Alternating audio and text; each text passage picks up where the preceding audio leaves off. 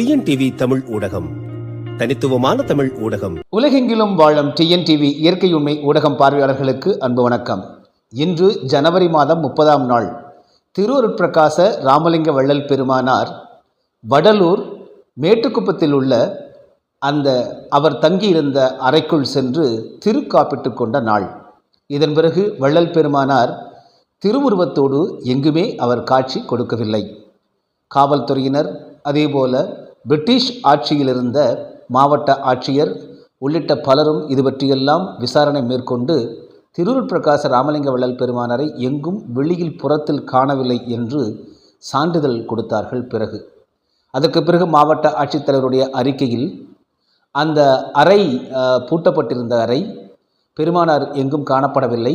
அதேபோல திருவருட்பிரகாச ராமலிங்க வள்ளலாரை பின்பற்றக்கூடியவர்களெல்லாம் பெருமானார் அவர் தம்முடைய உடலை மறைத்து கொண்டு விட்டார் என்று அவர்கள், குறிப்பாக பெருமானார் நம் கண்களிலிருந்து மறைந்து அவர் எங்கும் எல்லா உடம்பிலுமே புகுந்து கொண்டார் என்று அவர்கள் முழுமையாக நம்புகிறார்கள் என்பதை ஒப்புக்கொண்டு மாவட்ட ஆட்சியரும் பின்னர் அறிக்கை கொடுத்தார்.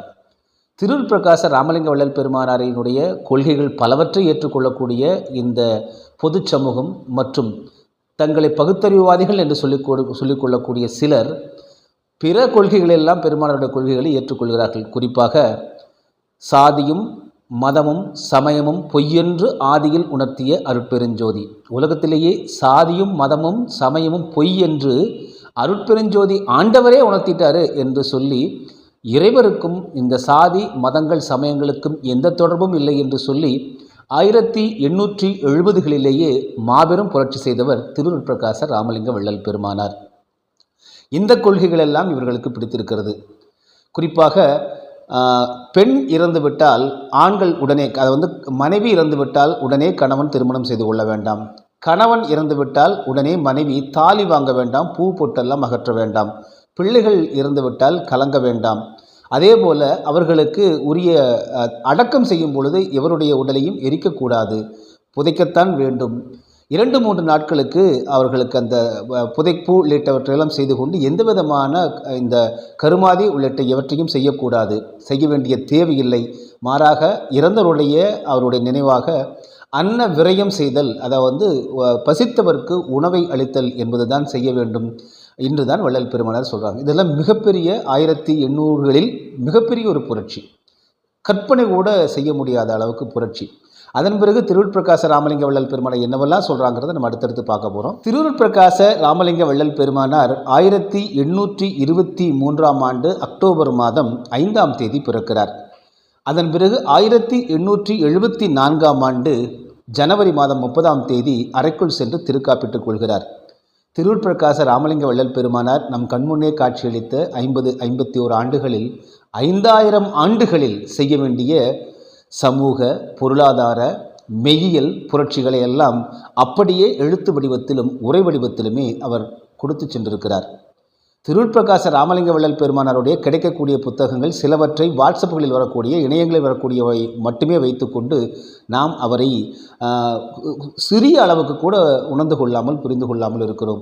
ஆனால் திருவருட்பிரகாச ராமலிங்க வள்ளல் பெருமானார் இந்த இறுதி நாட்கள், அதாவது நம் கண்முன்னே காட்சியளித்த அந்த நாட்களில், இறுதி நாட்களில் சுமார் 2½ ஆண்டு காலம் இரவு பகல் என பாராது அவர் தொடர்ந்து பேருரைகளை ஆற்றிக்கொண்டே இருந்திருக்கிறார், விழிப்புணர்வை ஏற்படுத்தி கொண்டே இருந்திருக்கிறார். தொடக்க காலத்தில் சைவ நெறியை பின்பற்றி கொண்டிருந்த திருவருட்பிரகாச ராமலிங்க வள்ளல் பெருமானார் அதற்கு பிறகு சைவம், வைணவம், வேதாந்தம், சித்தாந்தம் உள்ளிட்ட எவற்றையும் பின்பற்ற வேண்டாம் அப்படின்னு சொல்கிறாங்க. இதனுடைய வளர்ச்சி போக்கு எப்படி இருக்குன்னு பார்த்திங்கன்னா, திருவருட்பிரகாச ராமலிங்க வள்ளல் பெருமானார் சிறு குழந்தையாக, கைக்குழந்தையாக இருந்த காலத்திலிருந்தே அவர் முழுக்க இறையியலுக்கு, மெய்யியலுக்காகவே தன்னை அர்ப்பணித்து கொண்டவராக இருக்காங்க. அந்த 51 ஆண்டு காலம் முழுக்க பெருமானார் வேறு எந்த, நம்மலாம் என்ன செய்வோம், ஏதாவது கொஞ்சம் வேறு வேலைக்கு போயிட்டு அப்புறமா ஆன்மீகத்துக்கு மெய்யியலுக்கு போகிறது இல்லை. பெருமானார் அந்த 51 ஆண்டுகளும் முழுக்க மெய்யியலில் தான் இருந்தாங்க. அதை தவிர வேறு எந்த ஒரு தொழிலையும் பணியையும் பெருமானார் செய்யாமல் முழுக்க இதிலேயே ஆராய்ச்சிகள் செய்து, ஆய்வுகள் செய்து மிகப்பெரிய உயரிய நிலையை அடைந்தாங்க. அது என்னென்ன உயரிய நிலை அப்படிங்கிறத நம்ம பார்ப்போம். முன்னதாக பெருமானார் என்ன பண்ணுறாங்க வந்து பார்த்திங்கன்னா, இந்த 1823 பிறக்கிறாங்க. தொடர்ந்து ஆய்வுகளை மேற்கொண்டு வர்றாங்க. சென்னையில் இருக்காங்க. அதற்கு பிறகு வந்து கடலூர் போகிறாங்க. அப்புறம் கருங்குழியில் இருக்காங்க. அப்புறம் வடலூர் பார்வதிபுரத்தில், அதுக்கு பிறகு மேட்டுக்குப்பத்தில் போய் அந்த அறையில் வந்து இருக்காங்க. ஸோ இந்த காலகட்டங்களில் வந்து பார்த்திங்கன்னா 1867ஆம் ஆண்டு பெருமானார் என்ன பண்ணுறாங்க வந்து பார்த்திங்கன்னா, அப்போ கருங்குழியில் இருக்காங்க. அங்கே இருந்துக்கிட்டு நீங்கள் வந்து வடலூர் போயிட்டு இந்த 4 ரோடுகள் இருக்கிற சாலையில் இருக்கக்கூடிய தற்பொழுது ஞானசபை கட்டப்பட்டிருக்கு இல்லைங்களா, திரு அருட்பெருவெளித்தலம், அந்த தலத்தை போய் அவங்க வந்து பார்வையிடுறாங்க. அப்போ அது காலியாக இருந்தது. அங்குள்ள மக்களிடம் போய் இவங்க வந்து ஒரு அம்மன் கோயில் இருந்தது. பார்வதிபுரம்ங்கிற ஒரு கிராமம், அழகான கிராமம் அங்கே இருந்தது. அப்போ பெருமானார் இந்த இடத்தை போய் சுற்றி பார்க்குறாங்க. கிட்டத்தட்ட 80 காணி நிலம், 106 ஏக்கர் அந்த நிலத்தை சுற்றி பார்த்த பொழுது அங்குள்ள கிராம மக்கள்லாம், சுவாமிகள் எதுக்காக இங்கே வந்து சுற்றி பார்க்குறாங்க அப்படின்னு போய் கேட்குறாங்க. அவரை அழைத்து வந்து அந்த அம்மன் கோவில் ஒன்று இப்போது இருக்குது, அந்த அம்மன் கோவிலுக்கு முன்பாக அமர்ந்து பெருமானார் அவங்களுக்கெல்லாம் விளக்கமாக சொல்கிறாங்க. சன்மார்க்கம் என்றால் என்ன, அப்புறம் தான் உருவாக்கக்கூடிய தான் முன்வைக்கக்கூடிய இந்த சன்மார்க்கத்துடைய நோக்கம் என்ன, இலக்கு என்ன அப்படின்லாம் சொல்லிட்டு வரும்போது, அந்த இடம் வந்து இந்த எதிர்காலத்தில் இந்த சன்மார்க்கத்தை விரிவுபடுத்துவதற்காக தேவைப்படுகிறதுன்னு சொன்னபோது, அந்த 80 காணி நிலம் 106 ஏக்கர் நிலத்தையும் பார்வதிபுரம் மக்கள் வள்ளல் பெருமானாருக்கு தங்கள் சொந்த செலவில் கிரயம் செய்து தானக்கிரயமே செஞ்சு கொடுத்துட்றாங்க. அப்படி செய்து கொடுத்த இடத்தில்தான் முதலாக திருவருட்பிரகாச ராமலிங்க வள்ளல் பெருமானார் தர்மசாலை என்ற ஒன்றை அமைக்கிறாங்க. தர்மசாலை அப்படின்னா என்னென்னா, அது பொதுவாக உணவு வழங்கக்கூடிய சாலை மட்டுமே கிடையாது. நிறைய பேர் அப்படி தான் தப்பு நினச்சிட்டு இருக்கிறாங்க. அது வறியவர்களுக்கும் ஏழை எளியோர்களுக்கு உணவு மட்டுமல்லாமல் அவர்களுக்கான உடை மற்றும் அவர்களுக்கு தேவையான உதவிகளை எல்லாம் அளிப்பதற்கான ஒரு தர்மசாலை தான். பொதுவாகவே தர்மம் செய்வதற்கான சாலை அப்படி தான் வச்சுருக்காரு. ஆனால் காலப்போக்கில் அது என்னமோ உணவுக்கு மட்டும் என்றாகி இப்பொழுது வந்து சுருக்கிட்டாங்க. அதுதான் இப்போ நீங்கள் வந்து பெருமானாருடைய பல அவருடைய என்னவெல்லாம் உத்தரவுகள் இட்டாரோ, என்னவெல்லாம் தொடங்கி வைத்தாரோ, அவற்றில் வந்து பார்த்திங்கன்னா 90 விழுக்காடு கைவிடப்பட்டு தற்பொழுது 10 விழுக்காடும் நொண்டி தான் நடந்து கொண்டிருக்கிறது என்பதுதான் இயற்கையான உண்மையாக இருக்கிறது தற்பொழுது. அப்படி பார்க்கும் பொழுது இந்த 106 ஏக்கர் நிலத்தில் முதல்ல தர்மசாலை கட்டுறாங்க. தர்மசாலையினுடைய நோக்கம் என்னென்னா, முதல்ல பசியாற்றுதல், அது முதன்மையான படி. எப்படின்னா, இருப்பவர்கள் தங்கள்கிட்ட வீட்டில் இருக்கக்கூடிய கூடுதலாக இருக்கக்கூடிய அரிசி, பருப்பு, எண்ணெய், இவற்றை காய்கறிகள்லாம் கொண்டு வந்து அங்கே கொடுத்துடலாம். அதை உணவு சமைத்து பசி பிணியில் வாடிக்கொண்டிருப்பவர்களுக்கு உணவை கொடுக்கக்கூடிய இடம் தான் அந்த தர்மசாலை. இதுதான் வள்ளல் பெருமானார் தொடங்கி வைக்கிறாங்க. அங்கே காய்கறிகளை விளைவித்து அதை வைத்து கொண்டு உணவு கொடுப்பது அல்ல பெருமானாருடைய நோக்கம். ஏன்னா இதில் மிக முக்கியமான 2 இருக்குது. ஒன்று, பசிப்பிணியை போக்குவது மட்டும்தான் மனிதனுடைய முழுக்க அவன் கருமைய பதிவில் பதிந்திருக்கக்கூடிய தேவையற்ற வன்மங்களான, கோபங்களான, பல்வேறு உணர்ச்சிகளை வெளிப்படுத்தக்கூடிய, மன அமைதியை, சமூக அமைதியை கெடுக்கக்கூடிய பலவிதமான பதிவுகள் இருக்கும். இதை பொதுவாக பாவம் அப்படின்னு சொல்லுவாங்க. சரி, அந்த பாவம் என்கிற சொல் வந்து பார்த்தீங்கன்னா இப்போ வந்து அப்படிலாம் இருக்கா, பாவ புண்ணியங்கிறதெல்லாம் கிடையாது அப்படிங்கிறதெல்லாம் சொல்லுவாங்க. பாவம் அப்படின்னா என்ன சொல்கிறாங்கன்னா, பெருமானார் வந்து அதை வந்து பிறருக்கு துன்பம் விளைத்தல் ஒன்று, பிற உயிர்களுக்கு துன்பம் விளைத்தல், சொல்லாலும் அதே போல் செயலாலும் எண்ணங்களாலும், இந்த 3 நாளையும் பிறருக்கு துன்பம் விளைக்கக்கூடாது. இதைத்தான் ஒரு ஒழுக்கமாகவே பெருமானார் கொண்டு வர்றாங்க. அதே போல் கொல்லாமை, பறவைகள் விலங்குகளை கொன்று அவற்றை உண்ணாமை, அப்போ அதுவும் பிறருக்கு துன்பம் அளிக்கக்கூடிய ஒன்று தான். ஆக இப்படிப்பட்ட கருணையும் தயவும் அதை நோக்கி தான் வள்ளல் பெருமானார் போகிறாங்க. மனிதனுக்கு எதற்காக சொல்கிறாங்க, நீங்கள் வந்து புலால் சாப்பிடாதுன்னு சொன்னால் உடனே நம்ம ஊருக்கு வந்து அந்த பகுத்தறிவாளர்கள்லாம் வந்து பார்த்திங்கன்னா கிட்டத்தட்ட ஒரு தொடர்ந்து 50-60 ஆண்டு காலமாக மனிதர்களை மாற்றி சிந்திக்கவே விடாமல் அவர்கள் என்ன சொன்னார்களோ அதற்குள்ளேயே வந்து நின்ன இடத்துலையே சைக்கிள் ஓட்டுற மாதிரி பண்ணி வச்சுருக்காங்க. புலால் உண்ண வேண்டாம்னு வள்ளல் பெருமானார் சொல்லிட்டாருன்னா, ஓ அப்படி பார்த்தா நீங்கள் வந்து ஒடுக்கப்பட்ட மக்கள் எல்லாம் புலால் உண்கிறார்கள் உடல் உழைப்புக்காக, அப்போ அதை வேண்டாம் என்கிறாரா அப்படிங்கிற மாதிரி தான் ஆரம்பிப்பாங்க. ஏன்னா இவர்களுக்கு சாதியை தவிர வேறு எதுவுமே வந்து சிந்திக்க தெரியாதவாறு இந்த பகுத்தறிவு கூட்டம் ஒன்று தவறான பொய்யான பரப்புரைகளை மேற்கொண்டு வந்திருக்கிறது. பெருமானார் சொல்வது என்ன, கருணையும் தயவும் வேண்டும். அதை வந்து எண்ணங்களாலும் சொற்களாலும் செயலாலும் பிறரை துன்பமே அளிக்கக்கூடாது, பிற உயிர்களுக்கு துன்பமே கொடுக்கக்கூடாதுங்கிறத வள்ளல் பெருமானாருடைய இந்த ஜீவகருணை ஒழுக்கத்தில் இருக்கக்கூடிய மிக முக்கியமான ஒழுக்கம். அப்படி இருக்கும் பொழுது அந்த நோக்கத்தில் சொல்வதை கூட நீங்கள் வந்து நம்ம மூடத்தனமாக உலகியல் வாழ்க்கையில் இருந்து கொண்டு இந்த குறுகிய எண்ணத்திலேயே பார்த்தா அப்புறம் எப்படி வந்து தெரியும், ஒன்றுமே தெரியாது. கிணற்று தவளைக்கு வந்து கடலை பற்றி நீங்கள் எப்படி சொல்லலாம், வங்காள விரிகுடா கடல் இருக்குது, நம்ம ஊர் கிணத்துல ஒரு தவளை இருக்குது, அதுக்கிட்ட போய் கடல் இருக்குதுன்னு சொன்னால் நீங்கள் அதை எப்படி விளக்கம் சொல்லுவீங்க, அதுக்கு என்ன சொல்லி இதை விட பெருசா அப்படின்னு கேட்கும், நான் பார்க்காத கிணறா அப்படின்னு சொல்லுவோம். கிணற்றுக்கும் கடலுக்கும் வந்து வேறுபாட்டை வந்து கிணற்று தவளைகளிடம் சொல்லி புரிய வைக்க முடியாது. அது வேணால் தவளை தூக்கி கொண்டு போய் கடலில் வேணால் விடலாம், அது வேணால் செய்ய முடியும். ஸோ அப்படி அந்த ஞான அறிவு ஏற்பட வேண்டுமேனால் அதற்கு அவர்கள் உழைக்க வேண்டும், வாசிக்க வேண்டும். அப்போ தான் தெரியும். இதெல்லாம் எதுவுமே இல்லாமல் அப்படின்னா எப்படி தெரியும்? ஆக அங்கே தர்மசாலை அப்படி தொடங்கி தர்மசாலையில் கூட பெருமானார் என்ன சொல்கிறாங்கன்னா, நீங்கள் புலால் உண்பவராக இருந்தாலும் கூட தர்மசாலையில் உணவு உண்ணலாம். ஆனால் அதே வேளை 1867 தர்மசாலை கட்டுறாங்க. அதன் பிறகு 1871 ஆண்டு ஞானசபையை கட்டத் தொடங்கி 72 ஆண்டில் ஓராண்டில் முடித்து திறந்து வச்சிடறாங்க. அந்த ஞானசபை எதற்கு அப்படின்னா, அந்த ஞானசபைக்குள்ளே உள்ளே போகும்போது மட்டும் கொலை புலால் மருத்துவர்கள் தான் உள்ளே போகணும் அப்படிங்கிற கட்டுப்பாட்டை பெருமானார் விதிக்கிறாங்க. தர்மசாலை பசி நீக்கக்கூடிய இடத்துல தாராளமாக யார் வேணாலும் போய் உணவு உண்டுக்கலாம். ஆனால் ஞானசபைக்குள் வரும்போது மட்டும் கொலை புலால் தவிர்த்தவர் வர வேண்டும் அப்படின்னு சொல்லிட்டு அந்த ஞானசபை எதற்காக கட்டி கொடுத்த அப்படிங்கிறது சொல்கிறாங்க. மொத்தமாக அந்த 106 ஏக்கருமே உத்தர ஞான சிதம்பரம், அதாவது தற்பொழுது இருக்கக்கூடிய நடராசர் கோயில் இருக்கக்கூடிய சிதம்பரம் இருக்கு இல்லைங்களா, அதை பூர்வ ஞான சிதம்பரம் சொல்கிறாங்க, பழைய சிதம்பரம்பான்னு சொல்கிறாங்க. அப்போ உத்தர ஞான சிதம்பரம்னா இது புதிய ஞான சிதம்பரம் அப்படின்னு பேர் வைக்கிறாங்க. அதே போல் அது பல்வேறு சித்திகளை தமக்கும் எல்லோருக்கும் கொடுக்க வல்ல இடமாக, இறைவருடைய தேர்ந்தெடுக்கப்பட்ட இடமாக இருக்கின்ற காரணத்தினால் அந்த 80 காணி நிலத்தையும் உத்தரஞான சித்திபுரம் அப்படின்னு சொல்கிறாங்க. புறம்னா என்ன, தாராபுரம் விழுப்புரம் சொல்கிறோம்ல, அதுபோல் புறம்னாலும் அது நகராகவே மாற்றிடுறாங்க அந்த 106 ஏக்கர் பெருமானார். இது ரெண்டுக்கும் இடைப்பட்டதில் இன்னொரு பெயர் அதுக்கு வள்ளல் பெருமானார் காரண பெயர் வைக்கிறாங்க. என்னென்னா, சந்திர சூரியர் ஒளிபெற விளங்கும் திருஅருட் பெருவெளி தலத்தெழும் சுடரே அப்படின்னு ஒரு பாடலில் சொல்கிறாங்க.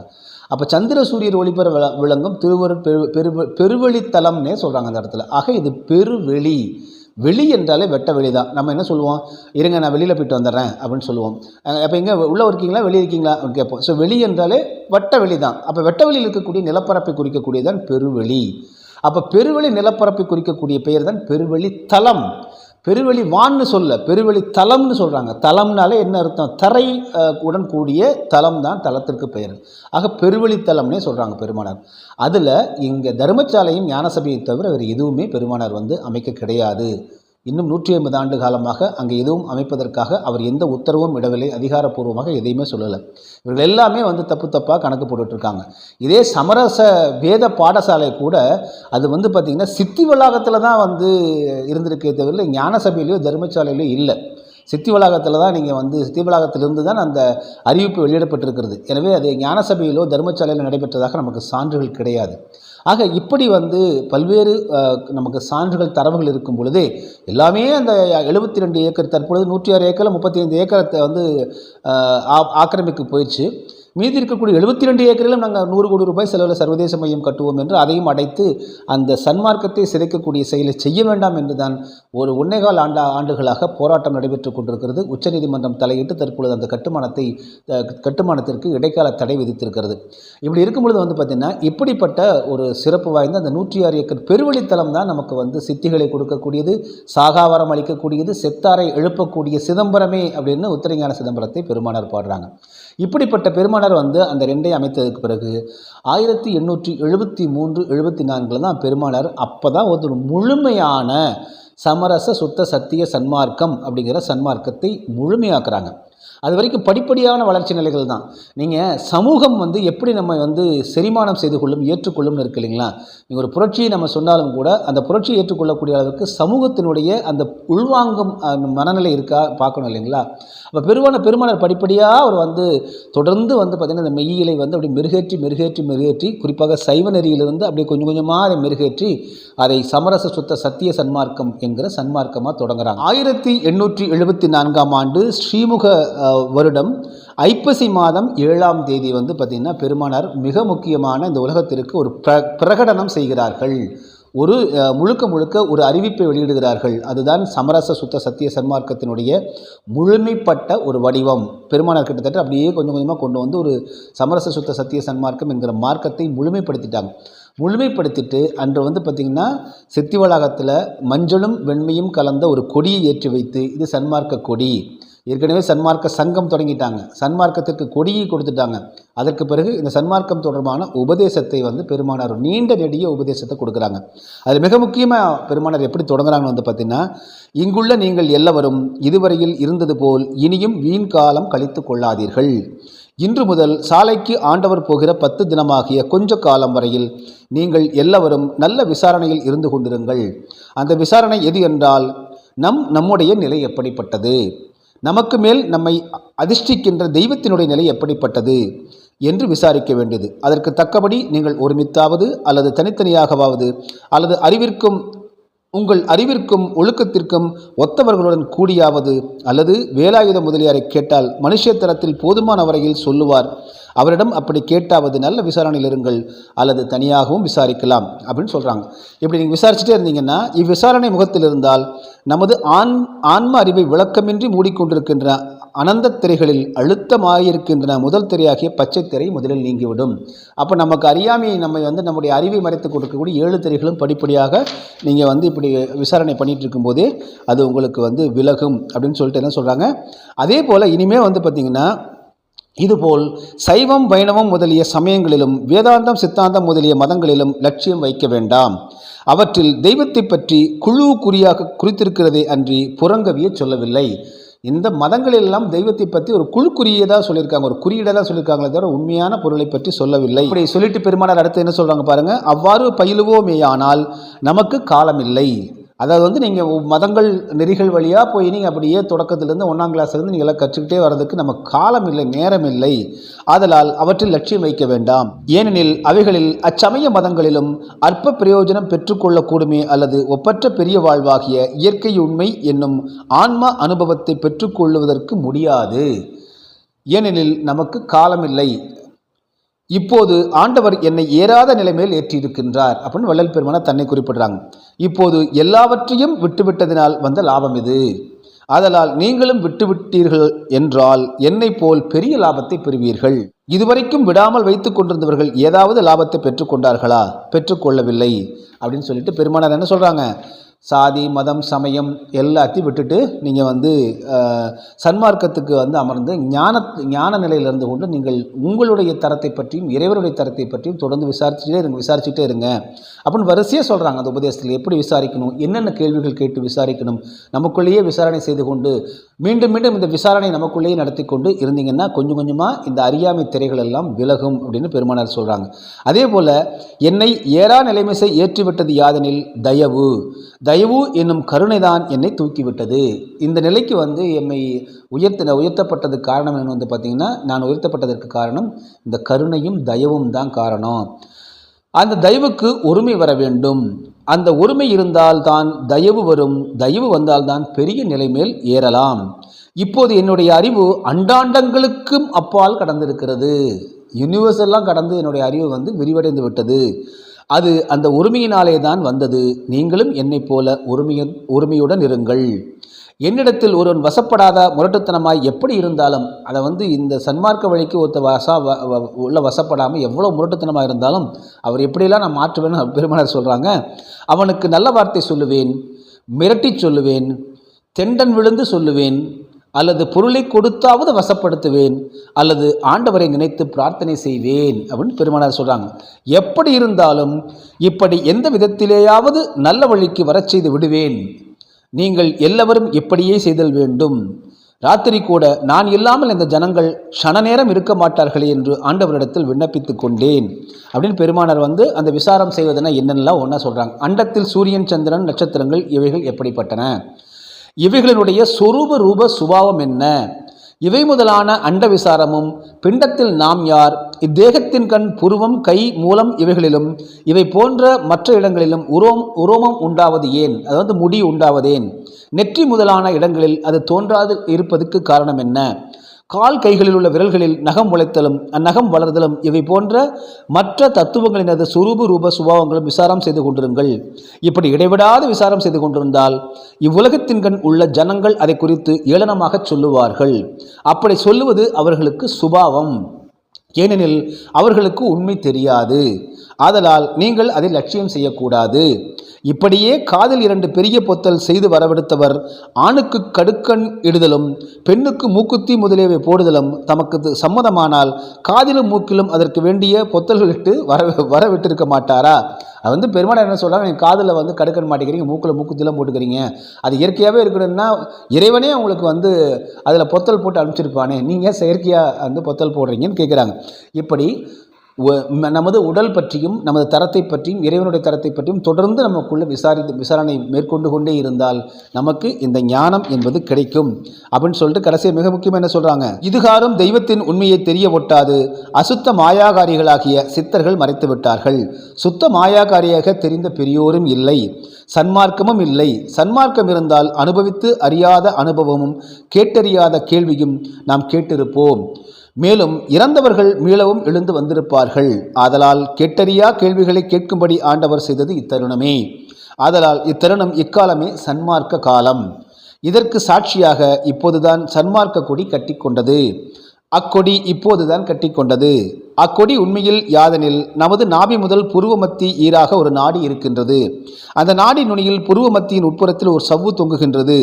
அதன் அடிப்புறம் வெள்ளை வர்ணம், மேற்புறம் மஞ்சள் வர்ணம். அச்சவின் கீழ் ஓர் நரம்பு ஏறவும் இறங்கவும் இருக்கின்றது. இக்கொடி நம் அனுபவத்தின் கண் விளங்கும். இவ்வடையாள குறிப்பாகவே இன்றைய தினம் வெளிமுகத்தில் அடையாள வர்ணமான கொடி கட்டியது. உண்மை சொல்ல வந்தனனே என்று உண்மை சொல்ல புகுந்தாலும் தெரிந்து கொள்வாரில்லை. கொடிகட்டி கொண்டபடியால் இனி எல்லோரும் உண்மையை அறிந்து கொள்வார்கள். முன் உள்ளவர்கள் உண்மையை தெரியவொட்டாது மண்ணை போட்டு மறைத்து விட்டார்கள். இத்தருணம் ஆண்டவரும் தெரிவிப்பார். நீங்கள் எல்லாரும் உண்மையை தெரிந்து கொள்ளுங்கள். இப்போது நான் சொல்லி வந்த பிரகாரம் ஜாக்கிரதையுடன் உண்மை அறிவாய் விசாரம் செய்து கொண்டிருங்கள். அவசியம் இதற்கு காரணமான தயவு இருக்க வேண்டியது. அந்த தயவு வருவதற்கான ஏதுவான பொது உரிமையும் கூட இருக்க வேண்டும். இப்படி இருந்து கொண்டிருந்தால் ஆண்டவர் வந்தவுடனே எல்லா நன்மையும் பெற்றுக்கொள்வீர்கள். இது சத்தியம், சத்தியம், சத்தியம். எல்லோருக்கும் தாய், தந்தை, அண்ணன், தம்பி முதலான ஆப்தர்கள் செய்யப்பட்ட உதவி எவ்வளவோ அதற்கு கோடி கோடி பங்கு அதிகமாக உதவி கொடுக்கும்படியான இடம் இந்த இடம் சித்தி வளாகம் என்று 1874ஆம் ஆண்டு ஐயா வந்து இந்த அறிவிப்பை உபதேசத்தை வெளியிடுறாங்க. இதற்கு பிறகு வந்து நாம் சொன்னது வந்து பார்த்திங்கன்னா அதை வந்து 1874 ஜனவரி 30ஆம் தேதி அறைக்குள் சென்று திருக்காப்பிட்டுக் கொள்கிறாங்க. அதற்கு 2-3 மாத காலத்திற்கு முன்பாகத்தான் அவளது முழுமையான இந்த உபதேசத்தை கொடுக்குறாங்க. திருவருட்பிரகாச ராமலிங்க வள்ளல் பெருமானார் அந்த 1874ஆம் ஆண்டு ஜனவரி மாதம் 30ஆம் தேதி அங்கே அறைக்குள் சென்று திருக்காப்பிட்டுக் கொள்வதற்கு சில நாட்கள் முன்பு, குறிப்பாக ஸ்ரீமுக வருடம் கார்த்திகை மாதம் புனர்பூச நட்சத்திரத்தில் உள்ளிருந்த விளக்கை திருமாளிகை புறத்தில் வைத்து தடைபடாது ஆராதிங்கன்னு சொல்கிறாங்க. பெருமானார் தான் அறையில் வைத்திருந்த அந்த ஒளி விளக்கை எடுத்து வந்து வெளியே கொடுத்து, இனிமேல் இந்த விளக்கை நீங்கள் தடைபடாது அதை வந்து தொடர்ந்து அதை எரிய வைத்து கொண்டே இருந்து அதை ஆராதித்து கொண்டே வாருங்கள்.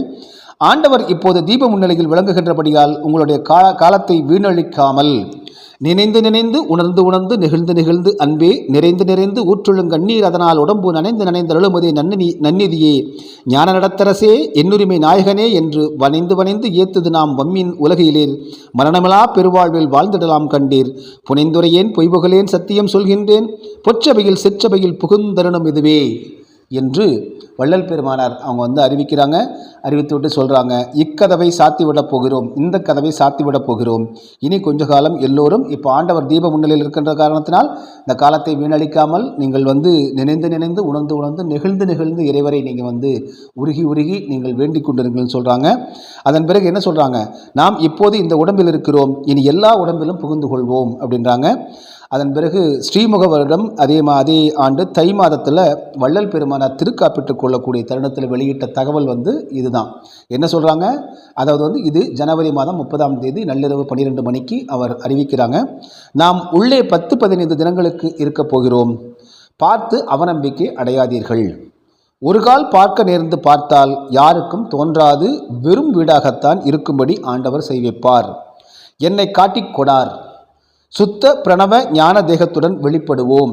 நாம் திருக்கதவை மூடியிருக்குங்கால் அதிகாரிகள் திறக்கும்படி ஆக்ஞாபிக்கின் ஆண்டவர் அருள் செய்வார். இங்கனம் சிதம்பரம் இராமலிங்கர் அப்படின்னு அந்த அறிவிப்பில் சொல்லப்பட்டிருக்கு. இப்போது பெருமானார் வந்து பார்த்திங்கன்னா திருக்காப்பிட்டுக் கொள்கிறாங்க உள்ள. அதற்கு பிறகு உடனே ஊர் மக்கள்லாம் கூடுறாங்க.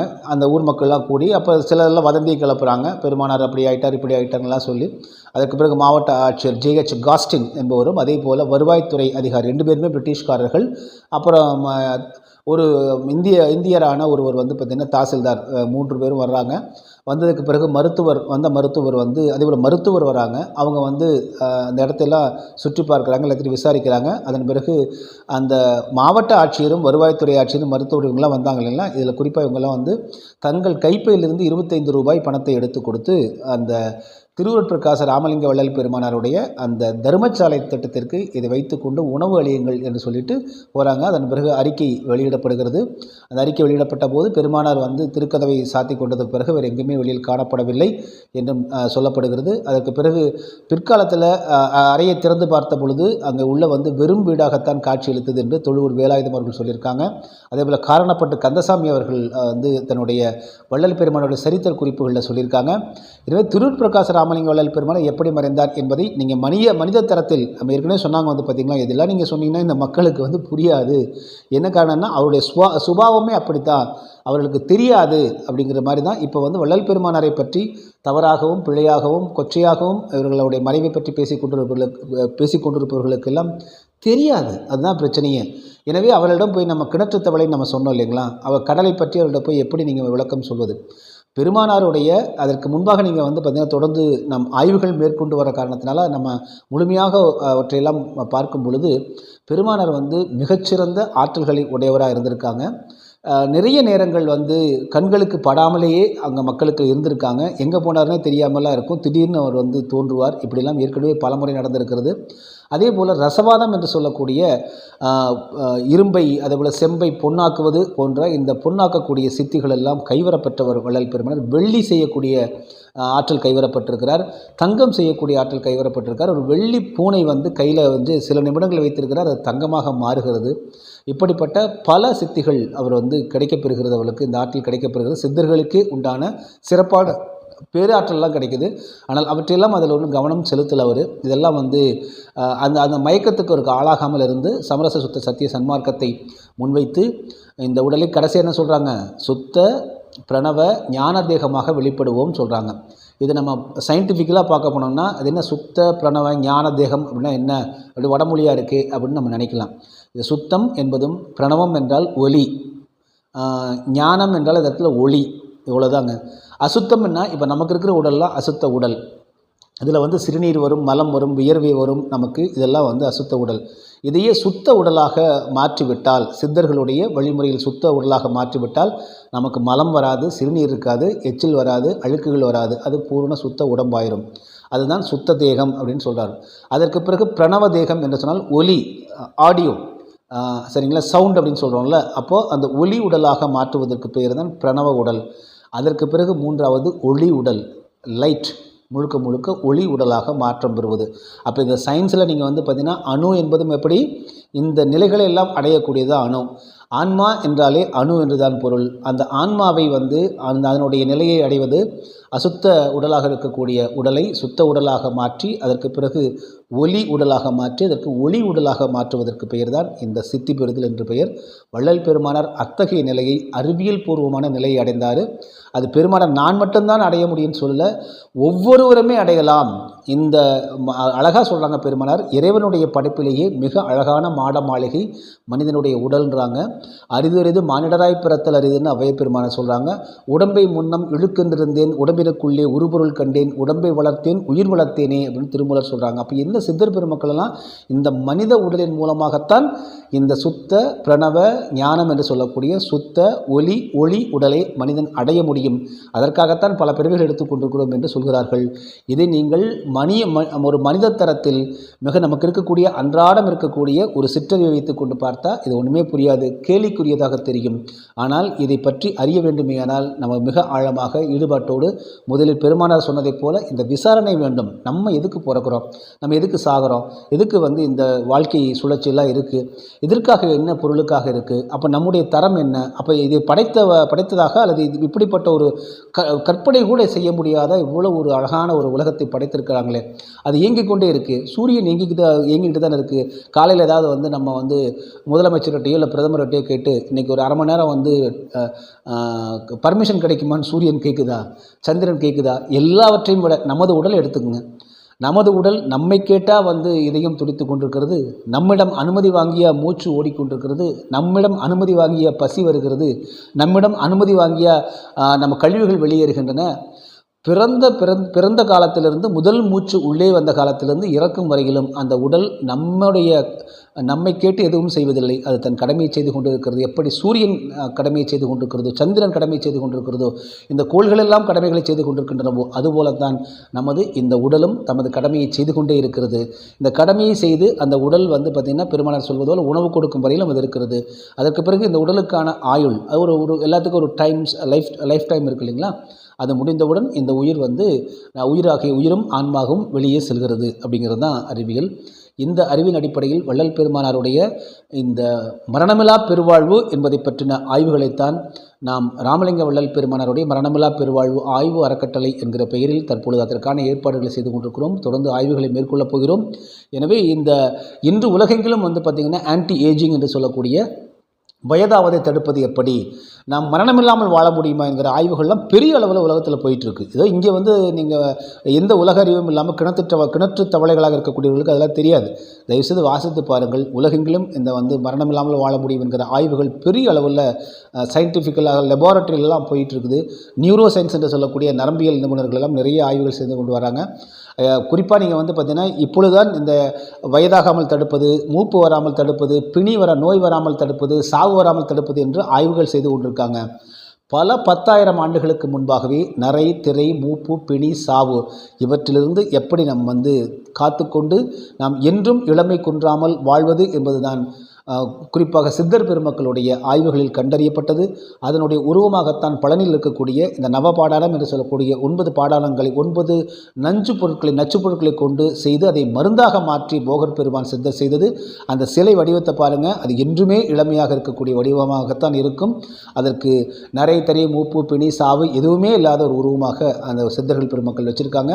அதற்கு அடுத்த கட்டமாக பெருமானார் வள்ளல் பெருமானார் அப்போ கிட்டத்தட்ட பார்த்திங்கன்னா அப்போ பழனியில் இருக்கக்கூடிய அந்த தண்டாயுதபாணி என்று நாம் இன்று அழைக்கக்கூடிய அந்த சிலையினுடைய வடிவம் என்ன? அது சுத்த தேகமாகவும் பிரணவ தேகமாகவும் இருக்கிறது. சுத்த உடலாகவும் பிரணவ உடலாகவும் அது குறியீடாக இருக்கிறது. அதற்கு அடுத்தது ஞான உடல் என்று சொல்லக்கூடிய ஒளி உடல், அதை பெருமானார் அடைந்து காட்டியிருக்கிறார்கள். இவற்றையெல்லாம் பொறுமையாகவும் நிதானமாகவும் இந்த ஆய்வு பார்வையோடும் இறைவன் மீதும் இந்த இயற்கையின் மீதும் நம்பிக்கை வைத்து கொண்டு இதை நம்பிக்கைன்னா கண்மூடித்தனமான நம்பிக்கை இல்லை, அறிவியல் பூர்வமான நம்பிக்கை. இதற்கு விசாரணை தேவை. பெருமானார் அப்போ இறுதியாக சொல்லிட்டு போயிருக்காங்க, அடுத்ததாக உங்களுக்கு அடுத்த நீங்கள் நிலையில் அடையும் வரையிலும் இந்த விசாரணை தொடர்ந்து செய்து கொண்டிருங்கள். இந்த ஒளி தீபத்தை ஆராதித்து கொண்டிருங்கள். அதில் இறைவன் இருக்கிறான் என்கிற அந்த பாவனையில் நீங்கள் ஆராதித்து கொண்டிருங்கள். உங்களுக்கு விளக்கம் கிடைக்கும். இது சன்மார்க்க காலம். சிறிது காலம் இந்த சன்மார்க்கம் தடைபட்டு இருக்கும்.